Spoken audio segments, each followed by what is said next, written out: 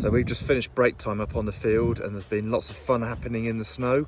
We haven't been throwing the snow because of the risk of picking up stones and grit and throwing those, but we've had snowmen and snow women and snow angels and snowballs and pictures in the snow and games in the snow and lots of footprints in the snow, and it's really beautiful. And it's a gorgeous day, the sun is shining and the field looks absolutely beautiful underneath a layer of white. And I love the way that a fall of snow completely changes a place. It changes all the features and makes everything really just very simple. It's either white or it's actually quite often it's just almost like black and white, isn't it? But just that fall of snow, that layer of snow completely changes how somewhere looks. And it changes how something sounds as well, because it's very much more muffled. Although I can very helpfully hear some aeroplanes and some cars in the background. I think the roads are beginning to clear. But snow, I think snow is magical. It's just one of the most amazing things. Of course, it isn't magical, it's science really. And snow starts off as a very ordinary water droplet somewhere way up high in the sky, and it attaches itself to a little piece of dust or a piece of pollen, something pretty much microscopic, and then it starts to fall. And as it falls, attached to that little drop, that little speck of dust or pollen, it freezes because the air up there is so cold, and it crashes into other crystals which stick to it, and it begins to form what we would call a snowflake, but it's made up of quite a few different snow crystals.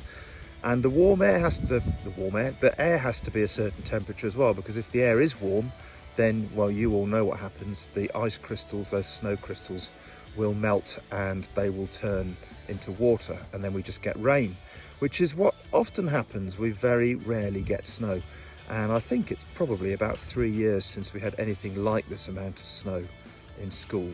So it's really beautiful, and we're really lucky to have all of this snow today. Let's just have another look at it, shall we? Gorgeous. Not that bit, that's me, but all the other bits. Just beautiful. Fabulous weather. So I bet you know one amazing fact about snow. I bet the amazing fact that you know is that every single snowflake is different. Yep. You think of all that snow down there, all made up of millions and millions of tiny snowflakes, and every single one of those snowflakes is different. That's quite an incredible thing to think about. But I want to tell you this morning about a man called Snowflake Bentley, or the Snowflake Man as he was known. And he was born 150 years ago in America, in a very cold part of America, north of New York up towards Canada, a state called Vermont. And I'll try and find a picture with a map, or try and find a map that I can show you.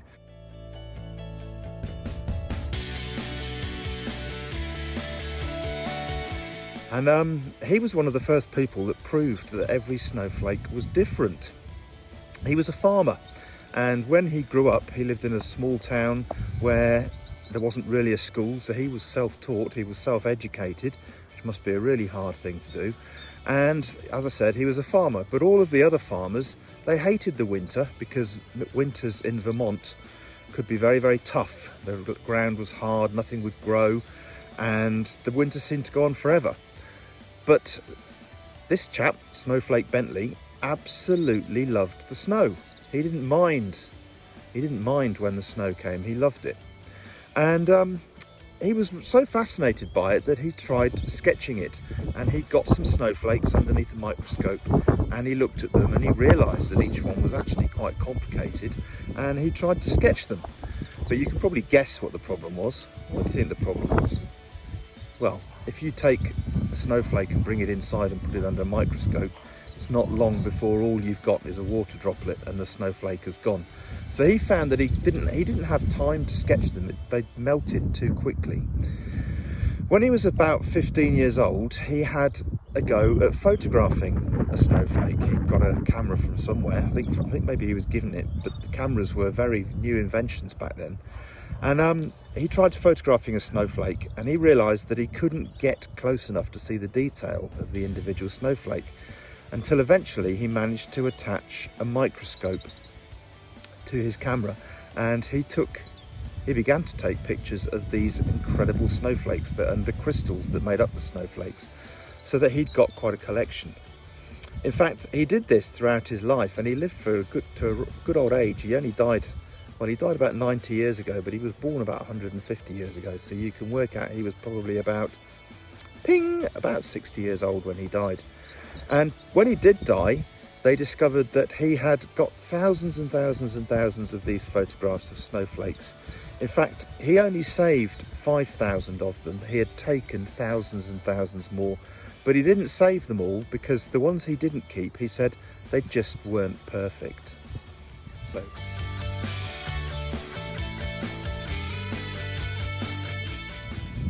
and I really like that idea that every snowflake is individual, every snowflake is different, and that every snowflake is imperfect. There isn't a perfect snowflake. They all have little things wrong with them.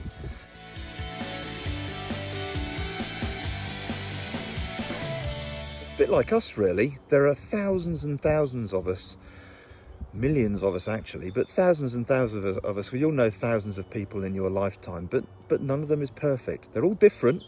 They've all got things they're really good at. They've got their own skills. They've got their own talents. They've got things that are absolutely brilliant about them.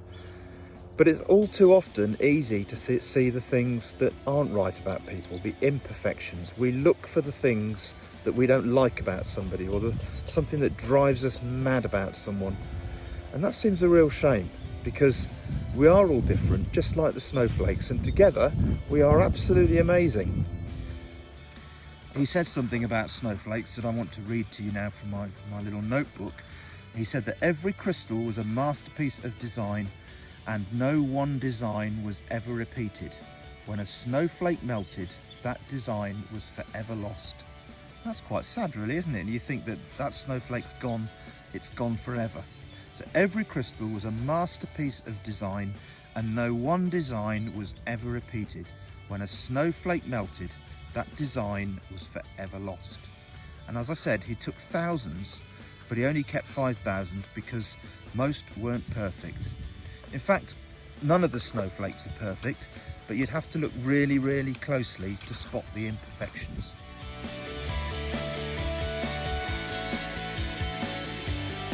Imperfections are things that stop them being perfect, things that aren't quite right about them. You'd have to look really, really closely, because I can see where I'm sitting now, I can see millions of snowflakes sparkling. Let me see if I can switch the camera around a bit.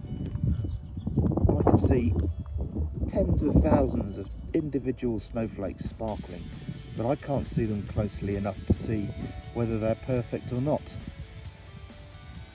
But Snowflake Bentley said none of them were perfect. They all had little tiny imperfections, little tiny things wrong with them that you can't see without a microscope.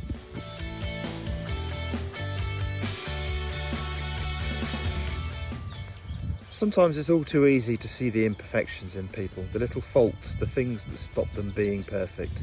And that's a real shame. I think we should all take a step back and look at the good things, the things that make people special, and think about those things rather than thinking about the things that are wrong, because none of us is perfect. Let's pray about that.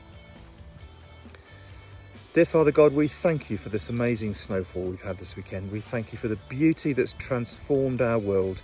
We thank you for the fun we've had playing in it with friends and on our own. We thank you just for the pure joy of the snow. And we thank you for Snowflake Bentley and the fact that he's been able to teach us that every single snowflake is individual, unique, but also imperfect. And we thank you that we are like that too. We thank you that we all have little mistakes, things that make us different, but help us all to step back a little bit and just look at the good things rather than the things that go wrong. We ask this in Jesus' name. Amen.